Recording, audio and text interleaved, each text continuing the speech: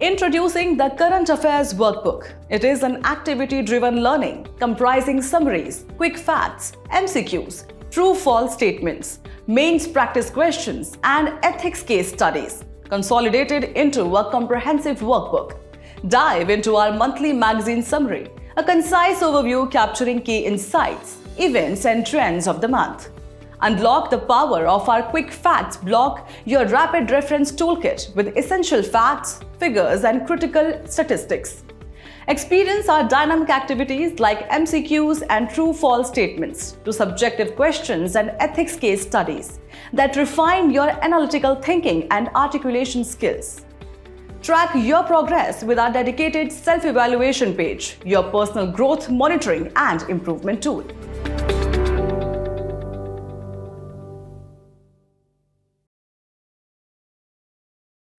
Hello and welcome to this edition of News Today. Without delay, let's have a look at the headlines first. Rupee faced its sharpest depreciation in last 2 years. 5,000-year-old water management techniques unearthed at Harappan site Rakhigarhi. Madhya Pradesh to translocate 15 tigers to Rajasthan, Odisha and Chhattisgarh. Fact sheet for Household Consumption Expenditure Survey 2023-24 released. Parker Solar Probe becomes the first human-made object to fly close to the sun. Government to borrow rupees 3.94 lakh crore via treasury bills, says Reserve Bank of India. In our first news for the day, we focus on the sharpest depreciation of the Indian rupee in the last 2 years. Recently, the exchange rate of the rupee against the US dollar breached the 85 mark. To begin, let's understand what the exchange rate signifies. It represents the value of one currency relative to another, essentially serving as a price of one currency expressed in terms of another. Now, what are the key factors responsible for rupee's depreciation? First, the strengthening of the US dollar. The aggressive monetary tightening by the US Federal Reserve has promoted capital outflows from emerging markets. For example, we have seen a significant outflow of foreign portfolio investment or FPI from India. Next, the widening trade deficit, driven primarily by higher crude oil imports, has further pressured the rupee. Other contributing factors include high inflation in India. When inflation rates are high, the value of the currency typically depreciates. Moving on to the impact of the rupee's depreciation. It's a mixed bag of challenges and opportunities. On the negative side, higher import costs are a significant concern.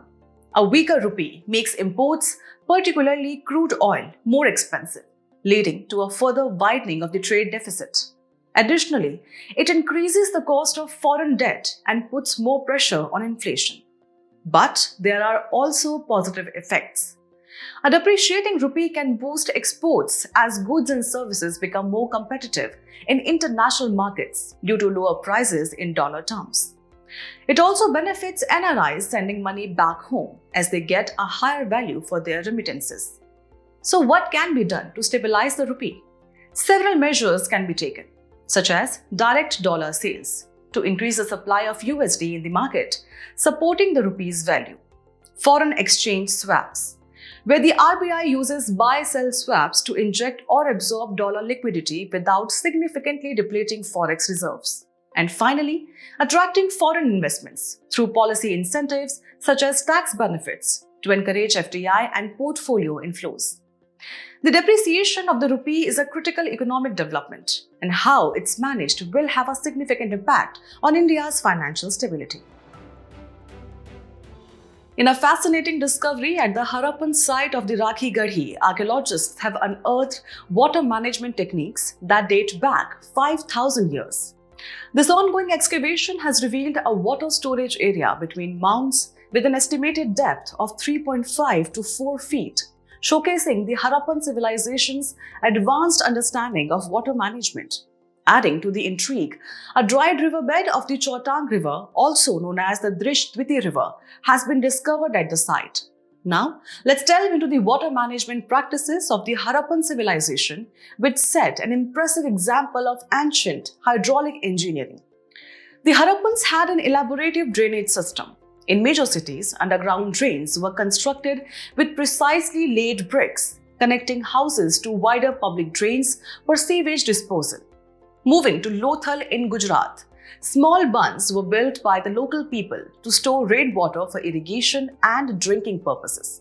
Additionally, Lothal housed a dockyard near the Sabarmati River, a remarkable structure with channels for the inlet and outlet of water.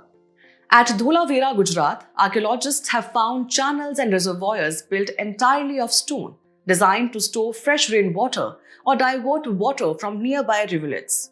This technique stands as an example of advanced hydraulic engineering for conservation, harvesting, and storage of water. Further insights come from Mohenjo-daro, where rainwater was harvested in tanks and brought to the wells of individual houses through an efficient drainage system. The Great Bath at Mohenjo-daro stands out as a large tank with a brick floor, believed to have been used for mass bathing during religious functions. Now, let's come back to Rakhigarhi, one of the oldest and largest cities of the Harappan civilization. Located in the Hisar district of Haryana, the site lies on the Ghaggar-Hakra river plain. Excavations here have uncovered archaeological mounds, skeletal remains providing the only DNA evidence from the Harappan era, and evidence of craft activity areas, residential structures, streets, drainage systems, and burial grounds. These discoveries not only highlight the ingenuity of our ancestors but also offer a deeper understanding of their sophisticated way of life. In a significant development in wildlife conservation, Madhya Pradesh is set to translocate 15 tigers to Rajasthan, Odisha, and Chhattisgarh. Let's look at this project in detail. These majestic big cats will be relocated from the Bandhavgarh, Panna, Kanha, and Pench tiger reserves under the Animal Exchange Program. This initiative marks the biggest relocation of big cats from any state in India. With a staggering tiger population of 785, Madhya Pradesh is leading the way in facilitating this ambitious project. Now, when it comes to the interstate tiger translocation projects, the primary objectives of these projects are twofold. First, to reintroduce a tiger population in an area once part of its historical range, but from which it has been extirpated or become extinct. Second, to reinforce or supplement existing tiger populations, ensuring their long-term viability. The first such tiger relocation project was initiated in 2018 when two big cats from Kanha and Bandhavgarh reserves were relocated to the Satkosia Tiger Reserve in Odisha. Notably, the National Tiger Conservation Authority plays a crucial role in facilitating such projects. So, what are the benefits of this translocation? It helps restore predator-prey dynamics in underpopulated reserves, maintaining ecological balance. Moreover, it helps mitigate and reduce human-animal conflicts in overcrowded reserves. And finally, it aids in rebuilding landscapes where tigers have gone locally extinct. However, the process is not without its challenges and concerns. Local communities living near tiger reserves often protest as they fear that the tiger will endanger their lives. Additionally, territorial disputes with existing tigers pushes new tigers into human-dominated areas. Other concerns include poor forest management practices, such as inadequate prey augmentation, etc. As this landmark project unfolds, it highlights the delicate balance between conservation efforts and addressing associated challenges. Moving ahead, the Ministry of Statistics and Program Implementation has released the findings of the Household Consumption Expenditure Survey or HCES 2023-24, conducted across India between August 2023 and July 2024. This marks the second survey in this series, with the first one covering 2022-23 released earlier in February. Let's take a closer look at the key findings from this year's survey. The average monthly per capita expenditure or MPCE for 2023-24 stands at Rs 4,122 in rural areas and Rs 6,996 in urban areas. Encouragingly, the urban-rural gap in MPCE has narrowed to 70% from 71% last year, reflecting steady growth in rural consumption. However, the survey highlights inequality among classes. The bottom 5% of India's rural population has an average MPCE of Rs 1,677, whereas the top 5% spend nearly 6 times more at Rs 10,137. When it comes to inequality among states, Sikkim boasts the highest MPCE while Chhattisgarh has the lowest. Now, shifting to consumption behavior. Both rural and urban households are spending more on non-food items. Non-food expenditure constitutes 53% of spending in rural areas and 60% in urban areas, with major contributions from conveyance, clothing, and etc. In urban areas, 7% of non-food expenditure is dedicated to rent. Meanwhile, among food items, beverages and processed foods emerge as the leading contributors. On a positive note, the survey reports a decline in consumption inequality. The Gini coefficient, which measures income inequality on a scale from 0 perfect equality to 1 perfect inequality, has improved for both rural and urban households compared to the previous year. For those unfamiliar, the Household Consumption Expenditure Survey or HCES's objective is to gather data on household consumption of goods and services. The MPCE serve as the primary indicator widely used to assess poverty, inequality, and social exclusion. It is conducted by the National Sample Survey Office or NSSO under the Ministry of Statistics and Program Implementation or MOSPI. These findings provide valuable insights into consumption patterns and economic disparities across the country. In a significant development, NASA's Parker Solar Probe has achieved a historic milestone by becoming the first human-made object to fly close to the Sun. Parker's Solar Probe performed solar fly at the perihelion point. Perihelion refers to the point in the orbit of a planet or other astronomical body at which it is closest to the Sun. The opposite of perihelion is aphelion. Also, the Parker Solar Probe traveled at a speed of approximately 700,000 kilometers per hour, making it the fastest human-made object in history. To achieve this proximity, the spacecraft utilized Venus flybys to gravitationally direct it ever closer to the Sun. Launched in 2018, the Parker Solar Probe's primary objective is to fly into the outermost part of the Sun's atmosphere, which is the corona, to enhance understanding of the solar wind. Solar wind is a continuous stream of protons and electrons emanating from the corona. The spacecraft is equipped with advanced scientific instruments such as the Fields Experiment and the Integrated Science Investigation of the Sun, among others. Studying solar activity is important for multiple reasons. It helps in understanding space weather. Solar activity, such as solar flares and coronal mass ejections, produces space weather events that can disrupt satellite operations. Additionally, it aids in safeguarding electric grids and technology, as geomagnetic storms caused by solar activity can induce currents in power grids, leading to blackouts or equipment damage. Moreover, such studies are essential for protecting astronauts from the harmful effects of solar radiation. Some of the key solar observation missions include India's Aditya L1, which is a dedicated space mission specifically designed for observing the Sun. Similarly, NASA's Interface Region Imaging Spectrograph focuses on understanding the Sun's interface region. The Solar and Heliospheric Observatory, a collaborative mission by NASA, European Space Agency, and Japan Aerospace Exploration Agency, also plays a vital role in monitoring space weather and studying Sun's heliosphere. Together, these missions contribute to advancing our understanding of solar phenomena and their impact on space weather.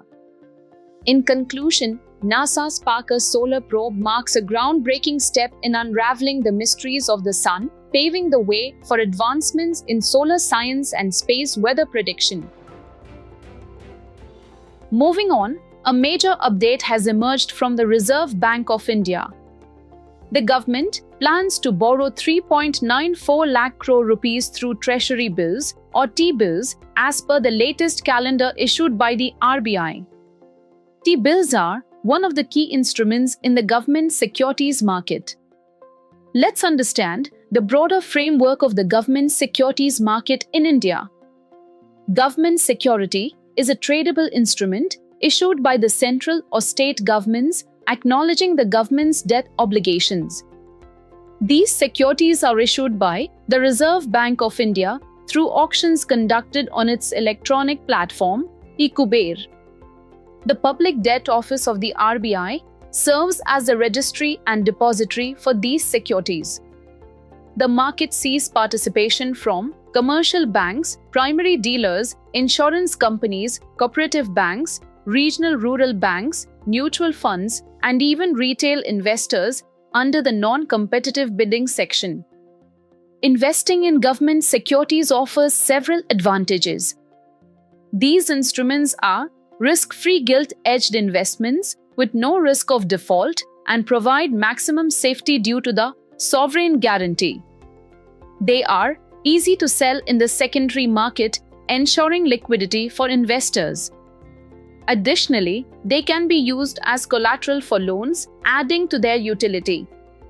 Government securities also offer a wide range of maturities from as short as 91 days to as long as 40 years, catering to diverse investment needs.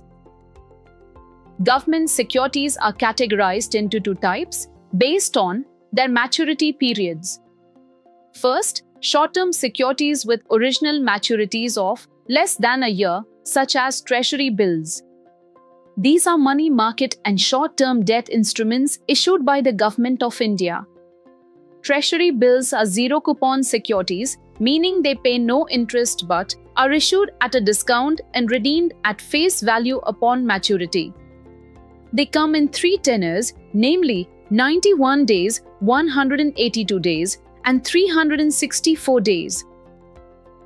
Another short-term instrument is cash management bills introduced by the Government of India in 2010. These have maturities of less than 91 days and help the government to meet the temporary cash flow mismatches. Next, we have long-term securities with original maturity of 1 or more years. Examples include government bonds or dated securities. Dated government securities carry a fixed or floating interest rate paid on the face value on a half-yearly basis with maturities ranging from 5 to 40 years. Additionally, state development loans are dated securities issued by state governments with half-yearly interest payments. It is important to note that in India, the central government issues both treasury bills and bonds or dated securities, while the state governments issue only bonds or dated securities called the state development loans. In today's place in news, we turn our attention to Somalia with its capital Mogadishu. Recently, the United Nations Security Council has authorized a new Somalia peacekeeping mission aimed at strengthening stability in the region. Now, let's take a closer look at Somalia's geographical and political features. Located on the Horn of Africa, Somalia is the easternmost country in continental Africa. It shares borders with Djibouti to the northwest, Ethiopia to the west, and Kenya to the southwest. The country is also bordered by two major bodies of water, the Gulf of Aden and the Indian Ocean. Geographically, the highest peak in Somalia is Mount Shimbiris, also known as Mount Surutgad. The country is also traversed by two major rivers, the Jubba and Shabele. Along its coastline, the coastal plains parallel to the Gulf of Aden are referred to as Guban. As we conclude today's main news, let's have a look at some quick updates. Recently, the Freight Operation Information System of the Indian Railways has been integrated with the e-way bill system of the Goods and Services Tax or GST.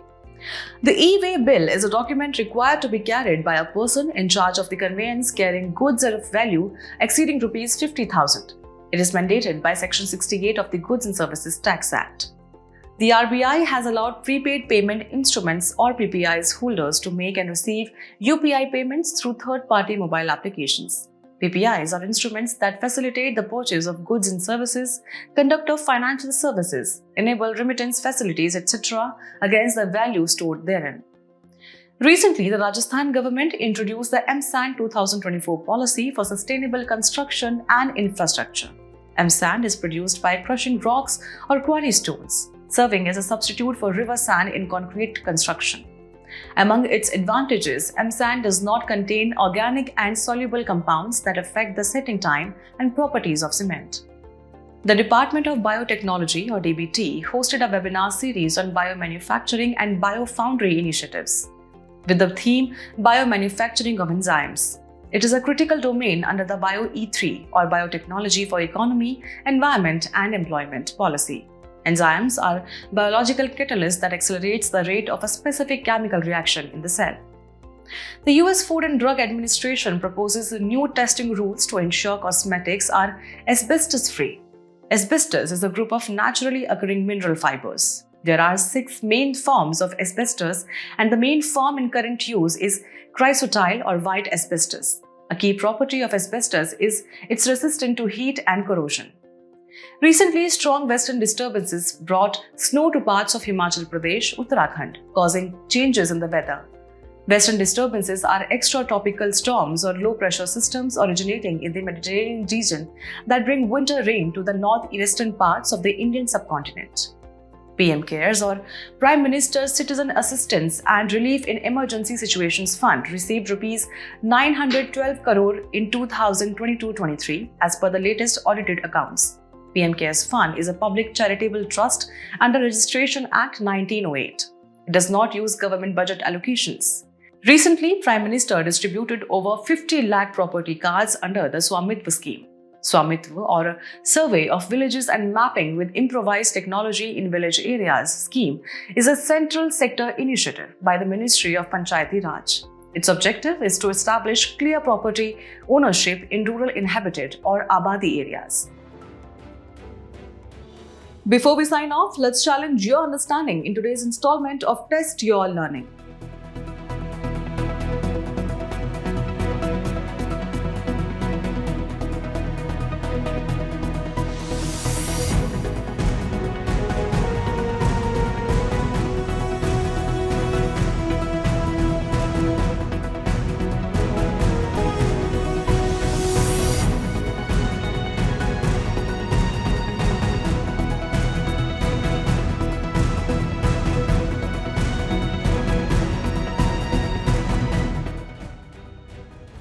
Thank you for joining us.